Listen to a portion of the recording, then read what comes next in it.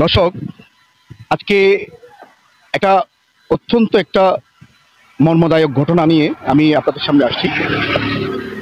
আসলে বিষয়টা অত্যন্ত দুঃখজনক। আমার পাশে যে লোকটা দেখতে পাচ্ছেন, তার নাম হচ্ছে ইদ্রিস। সে আজ থেকে প্রায় এক মাস চেয়ে আর বেশি হবে, ঠিক এই জায়গা থেকে, যে জায়গাটা দেখতে পাচ্ছেন, ঠিক এই জায়গা থেকে তার একটা ড্রাম ট্রাক এখান থেকে এক অসাধু চোর চুরি করে নিয়ে যায়। যেই ট্রাকটা দিয়ে তার সংসার চলতো, তার পরিবার চলতো, আজ সেই অসহায় ধরতে চাইলে, কারণ তার ট্রাকটা চুরি হয়ে যাওয়ার পরে তার ইনকামের পথটা টোটালি বন্ধ হয়ে যায়। তো আমরা ইদ্রিসের কাছ থেকে শুনবো কখন তার গাড়িটা চুরি হয়ে যায়, গাড়িটা কখন চুরিয়ে নিয়ে যায় তার কাছ থেকে। আমরা তার কাছ থেকে শুনি ঘটনাটা। আসসালামু আলাইকুম।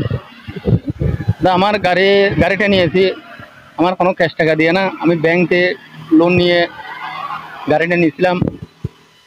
দুঃখজনক, এই পুরো গাড়িটার ইনকাম দিয়ে আমার পরিবার চলতো।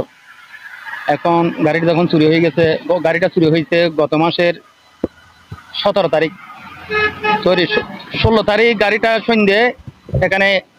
সন্ধ্যে 7টার সময় গাড়িটা ওইল থেকে পাম্প রিফিল করে এই জায়গায় রাখছি। 17 তারিখ সকালে, ধরেন 5টা 30 মিনিটে, সকালে 17 তারিখ 5টা 30 মিনিটে দেখতে পাচ্ছি আমার গাড়িটার জায়গা নেই। তো আমি মনে করছি আর চুরি করে নিয়ে গেছে।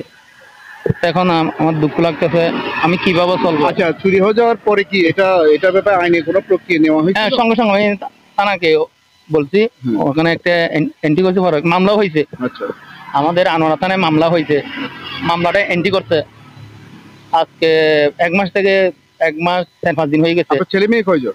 আমার দুই ছেলে। দুই ছেলে। মানে পরিবারের ইনকাম ছিল শুধু এটার উপরে? আমার আম্মা আছে, আমার পরিবার সবাই আছে, তো ওইটা দিয়ে ইনকাম। দর্শক, এই যে এই লোকটা, সহজ সরল মানুষটা আজকে অসহায় অবস্থায়, তার এখন ফ্যামিলি নিয়ে চলাটাই কষ্ট হয়ে গেছে।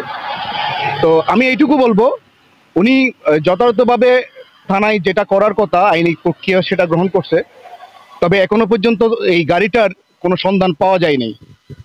তো আমি এই সোশ্যাল মিডিয়ার মাধ্যমে আমি জানাতে চাচ্ছি যে যদি কেউ এই গাড়িটা আপনারা যদি পেয়ে থাকেন বা কোনো সন্ধান পেয়ে থাকেন, আমি স্ক্রিনের মধ্যে ওই গাড়ির ছবি এবং ডিটেলস দিয়ে দেব।